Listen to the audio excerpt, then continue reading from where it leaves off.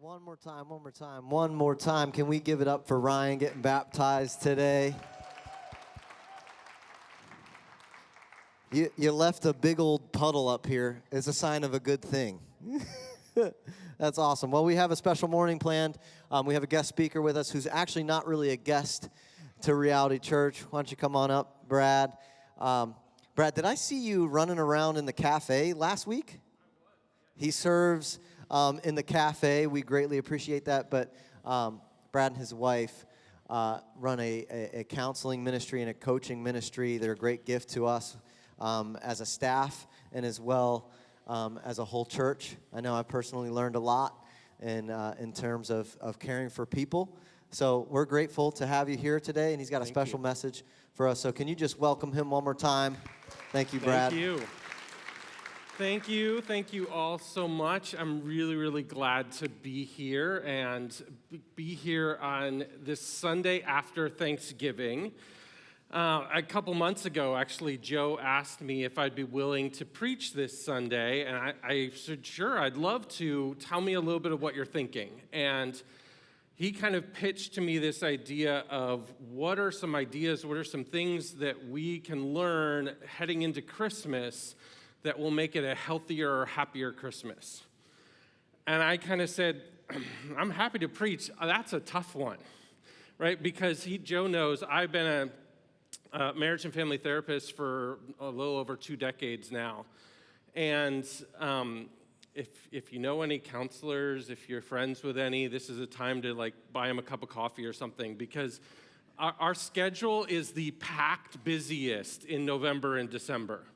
Always, because honestly, people that I've been working with and maybe found some healing and wholeness over the whole year oftentimes go, okay, Thanksgiving's coming up. Let's meet a little bit, right? And they come back and we have some conversations, and it's great. But it is a really busy season. Why? I think you all have that answer, because you just got through Thanksgiving and you kind of came home probably and went, right? And so sometimes there's this heaviness that happens when we're going through this season. And now we're coming up to Christmas, another celebration where we have this joy that we want to hold on to, and yet some expectations from our family, from our friends, even our own, that pull us in multiple different directions. And it's a season where we're even busier than we usually are, and we're trying to continually remind ourselves that we're supposed to be happy, and we don't even really know what it looks like sometimes. And it's no wonder that one of my clients this last week, this happened, said, can I just go to sleep tonight and wake up in January? Any one of you feel like that? This is great, but this is heavy. This is hard. And so I was just been spending time thinking about what does it mean to prepare ourselves for Christmas? And this isn't just the preparation for Black Friday or Cyber Monday tomorrow. It's not the preparation of putting up the Christmas tree. How many of you already have it up? There's a small, maybe happy minority here. It's not just decorating. It's not working out all the travel plans. There is more to a preparation for Christmas than that. In fact, there's actually a term for a preparation for Christmas. It's called Advent, and we've probably heard that before. Advent is the Latin term for coming. And it is a season in the Christian church calendar that is this period of time of a preparation for the celebration of the birth of Jesus at Christmas. Advent officially starts next Sunday, and it is the 4 Sundays before Christmas that we are supposed to prepare ourselves to what Christmas is all about.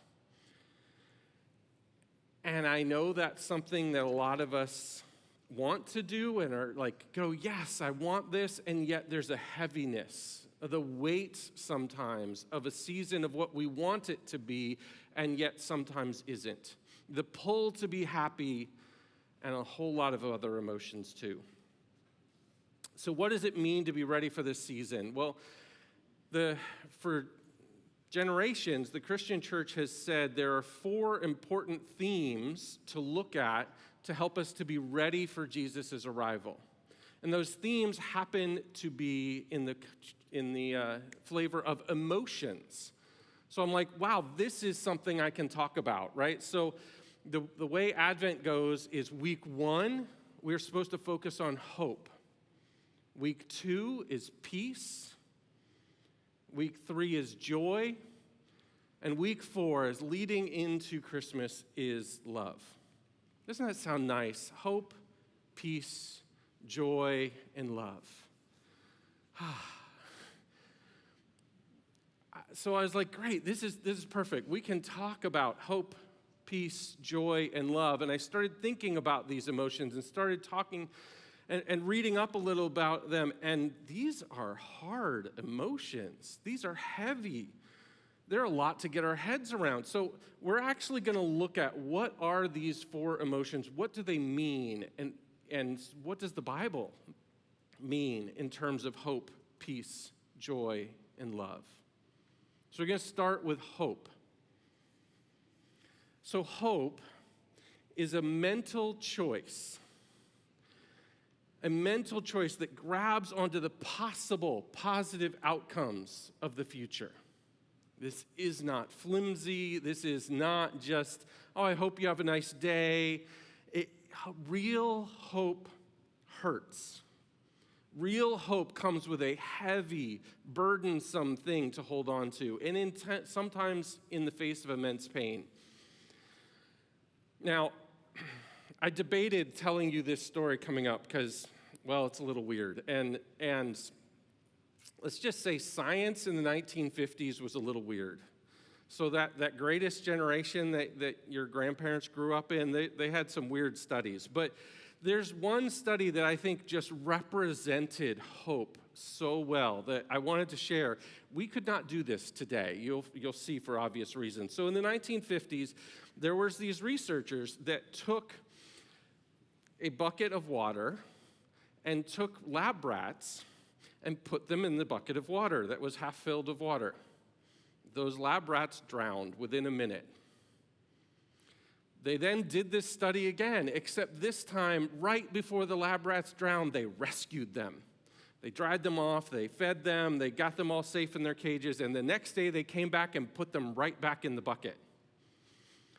Those rats who had experienced this before and been saved swam for 40 or 50 hours because they had experienced hope, because they had the flavor of what it meant to be rescued.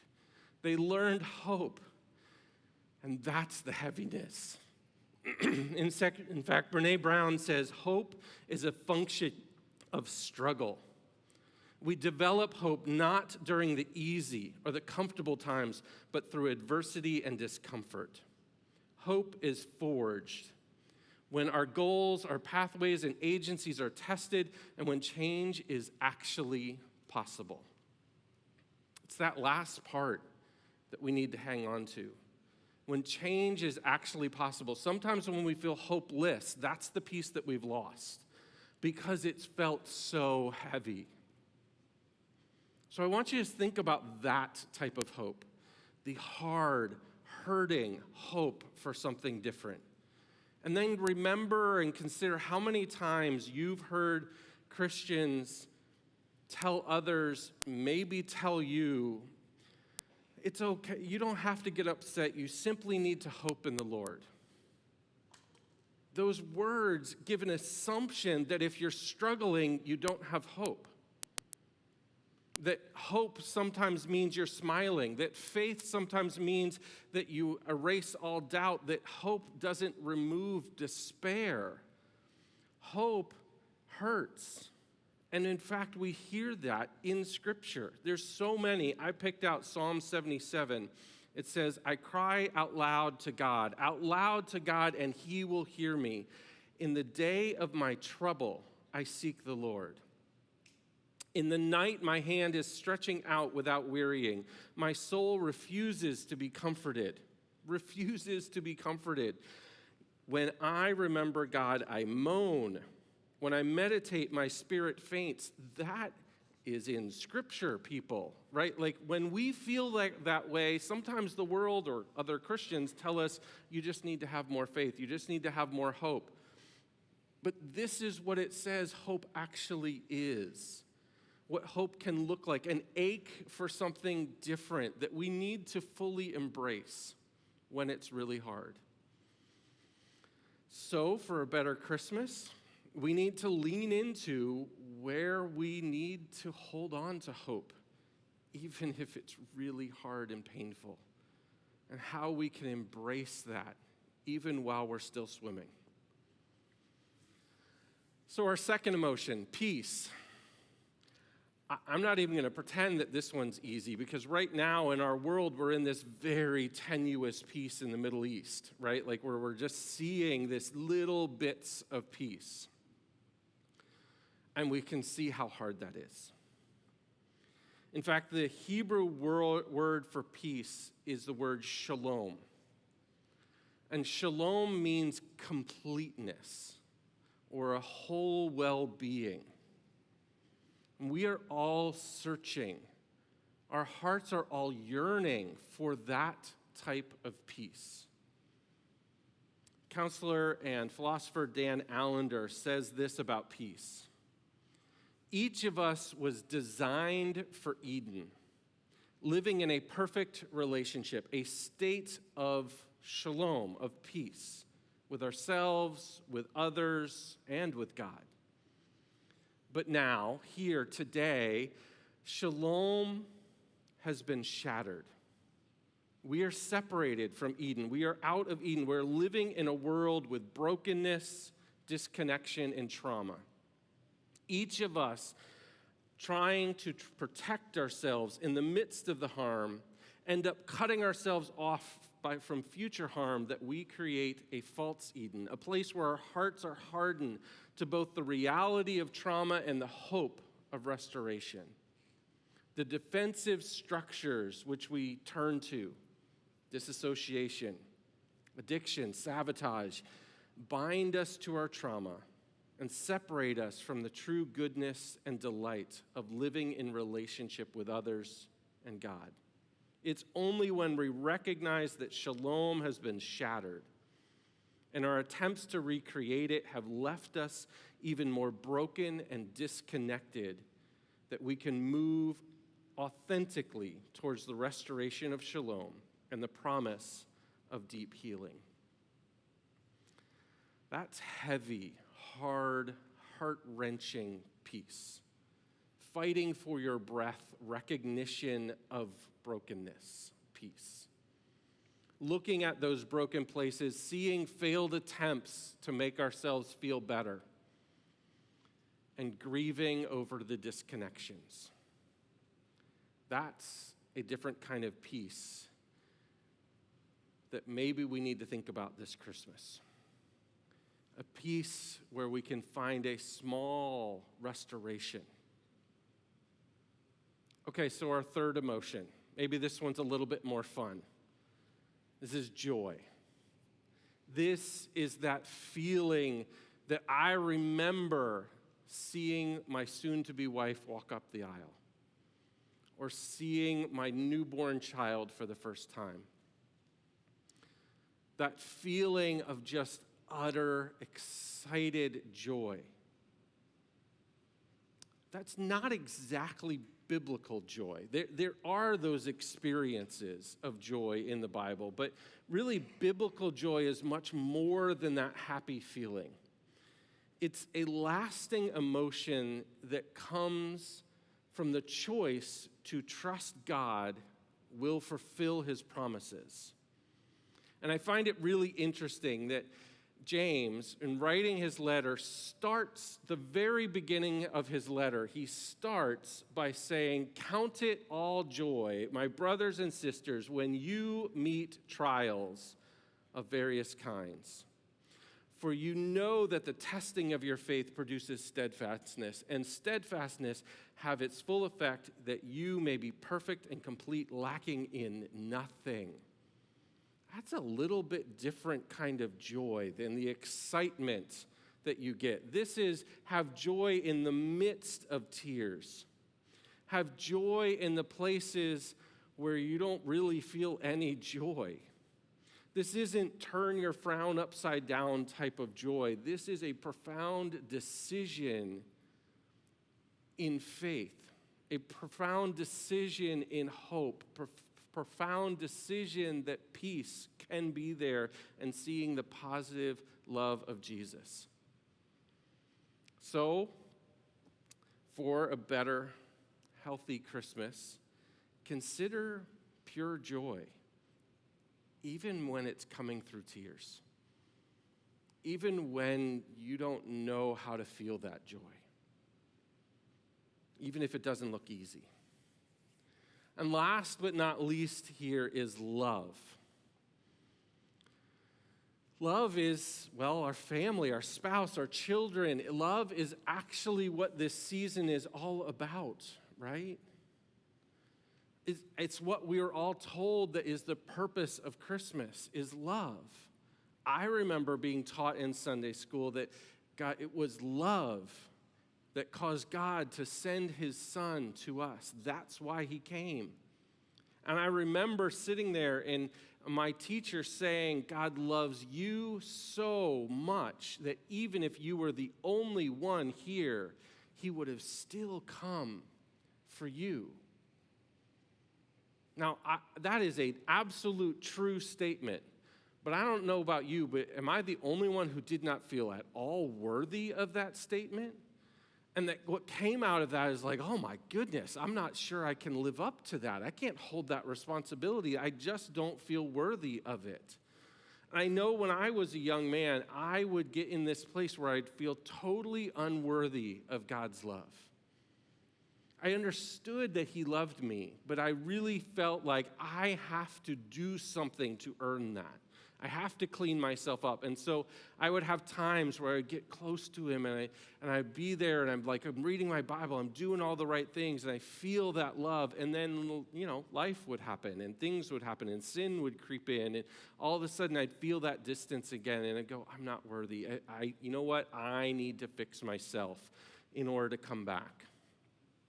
I felt that, and I know I hear a lot of people as well that feel just they're totally unworthy of Jesus' love for us.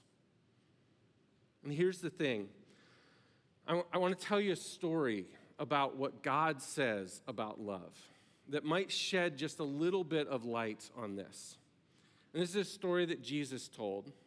Jesus, throughout the Gospels, is a natural storyteller.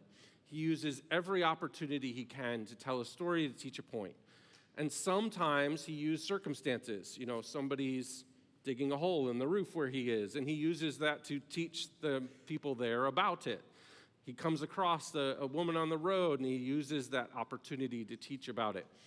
But other times, Jesus says, I have this thing I want to teach you. I'm going to make up a story on the spot to tell you something about them. And this is one of those times that he told a fictional story to teach a point. And this is a story that I'm guessing many of you have heard several times before. This is the story of the prodigal son. It's found in Luke 15. And yet, here's the thing. We hear this story as 21st century United States Christians. And we miss some things that are pretty important because Jesus was teaching to a crowd of first century Jews. And we're not first century Jews. And there's some things in this story that he didn't have to explain, that they all got right away, and we miss. So I'm going to add a little context and see if this changes a little bit of your understanding of love. So let's look at our story. It starts in verse 11. Jesus said, there was a man who had 2 sons, and the younger of them said to his father, Father, give me the share of property that is coming to me. And he divided the property between them. And not many days later, the younger son gathered all that he had and took a journey into a far country. And there he squandered his property in reckless living. Okay, so here, not a whole lot has changed in 2,000 years. It would be rude now, it was rude then to look at your father and saying, I'm considering you dead already, please give me my inheritance. That was rude, right? And that's kind of what he's saying. This is pretty rude then. And then, he goes off and wastes it all in fast living, whatever that is. So already we have this pretty picture of a breaking the rules son. He's a bad son, right? That's what Jesus is saying. This is a bad son. And then in verse 14, it continues. And when he had spent everything, a severe famine arose in that country, and he began to be in need. So he went and hired himself out to one of the citizens of that country, who sent him into his fields to feed the pigs. And he was longing to be fed with the pods that the pigs ate, and no one gave him anything. And here's where this gets a little different. Because, we hear this as Lancaster County Christians and go, okay, he lost everything, so he went and became a hired hand to go get some work and try and get back on his feet, and it was hard because there was a famine, right? We kind of hear that story in here. That is not what first century Jews heard. They didn't hear that at all because they knew Deuteronomy 14. Deuteronomy 14 says, and the pig, because of its parts, the hooves, but does not chew the cud, is unclean to you. Their flesh you shall not eat, and their carcasses you shall not touch. Now, it's actually more than that because this is part of the commentary of that verse that explains that a little bit that I found in the commentary. It says, there is probably no animal as disgusting to Jewish sensitivities as the pig. It is not just that they may not be eaten. There are plenty of other animals that aren't kosher either, but none of them arouse as much disgust as the pig. Colloquially, the pig is the ultimate symbol of loathing. When you say that somebody is acting like a pig, it suggests that he or she did something unusually abominable. Indeed, many people think of pork, ham, bacon, etc. as the most unkosher foods there are. Jesus is saying not just that this guy went and got a job. He got the worst job. And he's acting like one of the pigs wanting to eat their food. He is making fun of this guy of, look how bad this is. If this was 2023 when Jesus was up here and preaching, I don't know what you think the worst job in the world would ever be, the most detestable, maybe arms dealer or pornographer, doesn't matter. That's what Jesus would say this guy went to go do. This is making a bad son worse, not somebody who's trying to get his life together. This is the worst of the worst that you can imagine. So back to our story, from the bad son to now really bad son. Verse 17, but when he came to himself, he said, how many of my father's hired servants have had more than enough bread? But I perish here with hunger. I will arise and go to my father, and I will say to him, Father, I have sinned against heaven and before you. I am no longer worthy to be called your son. Treat me as one of your hired servants. Now, here's where this gets interesting. Because I have actually heard this preached, that was the son going, oh, you know what? I recognize I messed up. I need to go ask forgiveness, right? The son cleaning himself up. But this is what we miss, again, because we're not first century Jews living under Levitical law. We don't understand Leviticus 5 because we don't need to necessarily live under these anymore. And it says, if anyone touches something unclean, once he realizes the guilt of that, and he confesses that, he has to go to the temple and the priest will sacrifice for him. And then there's a whole list of what that sacrifice is based on how much he can afford, all of this. So this son would have known if he was actually repentant, if he actually wanted to clean himself up, he needed to go to temple, and then he would always be allowed home. Everyone in the audience knew that this bad son, no matter how bad it got, go to temple, do the things you're supposed to do, and he could come home. Jesus is making a point here. He's not following the rules. He's not doing it right. He is not actually repenting at all. He is saying, I know better than all of this. I can just do my own thing, and I'll just make it up as I go along. This is the bad son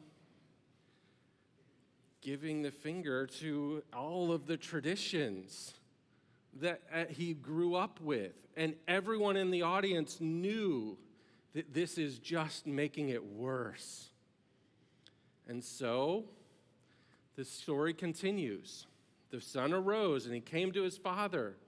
But while he was still a long way off, his father saw him and felt compassion and ran and embraced him and kissed him. And the son said to him, Father, I have sinned against heaven and before you, but I am no longer worthy to be called your son.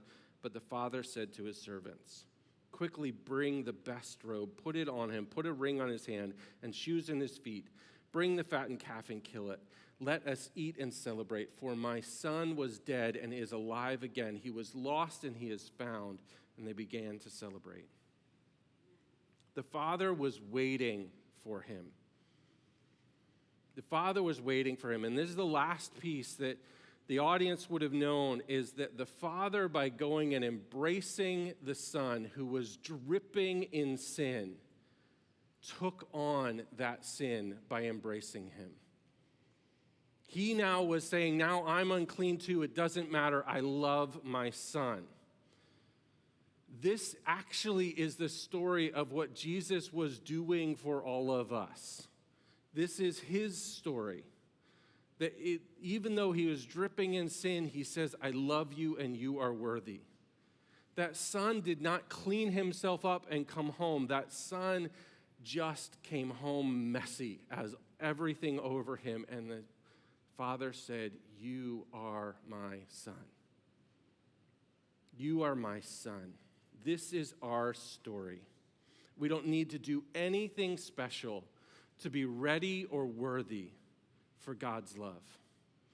It is right there waiting for you. So, this week, as we're moving into the season of Advent, I would pray that you would have a chance to reflect on these emotions, these hard emotions, reflecting on hope, even if it's won through a lot of pain. Reflecting on peace, even if that is recognizing the places where peace has been shattered in your life. Reflecting on joy, even if it is through more tears than we know how to feel. And reflecting on love, even if we don't feel worthy of it, because God is waiting. Thank you.